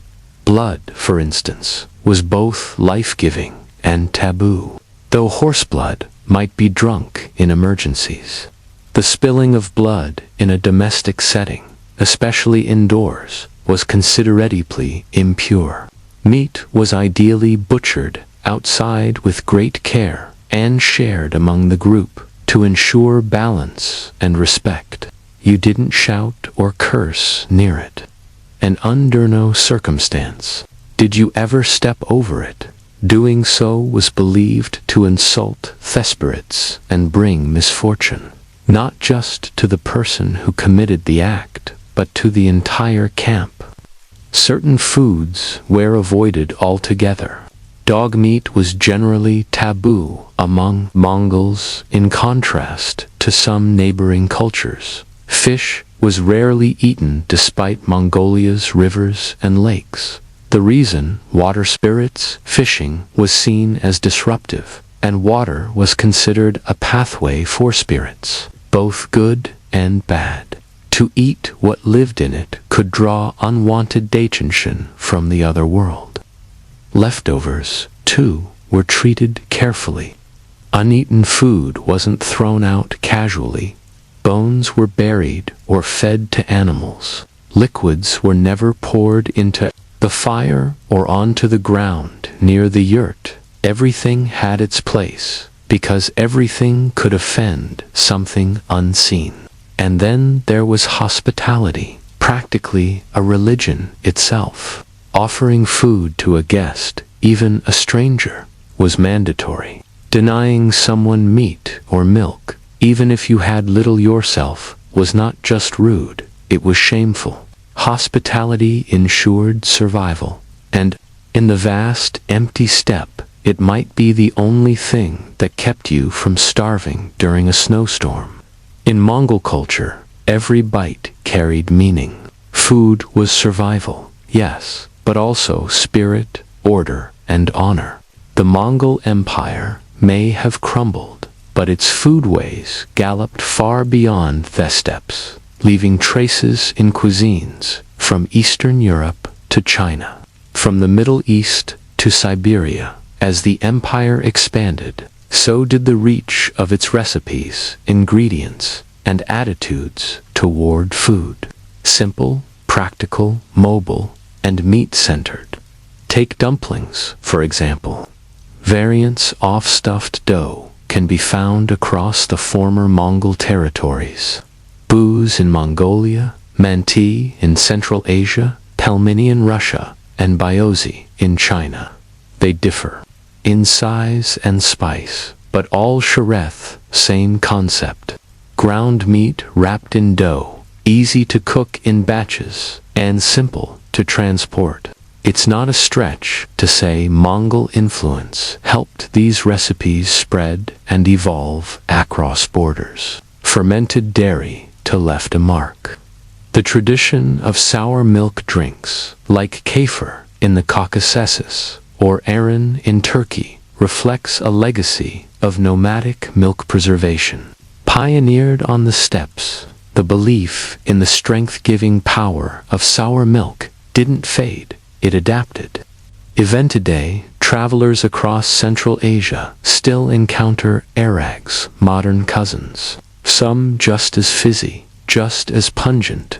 Meat-centric stews and skewers, from Uyghur lamb kebabs to Siberian game soups, carry echoes of Mongol hearthmeal. The lack of spices, the focus on meat and fat, the minimal use of grains. These are culinary footprints of steppe life. Even the Persian dish, cello kebab, though now richly spiced, evolved during Mongol rule when meat on a stick became imperial fare. In China, the Yuan dynasty, under Kublai Khan, opened court kitchens to multicultural experimentation. Recipes from Persia, India, and the steppes were recorded in imperial cookbooks. Mongol court banquets influenced Ming-era cuisine, layering Central Asian stews into the foundations of Chinese hot pot culture. But perhaps the strongest legacy is the attitude that food is power. The Mongols taught the world that what you feed, your warriors, your guests, the stretch of dumpling dough, the sizzle of lamb over coals. You just have to know where to look and be brave enough to take a bite.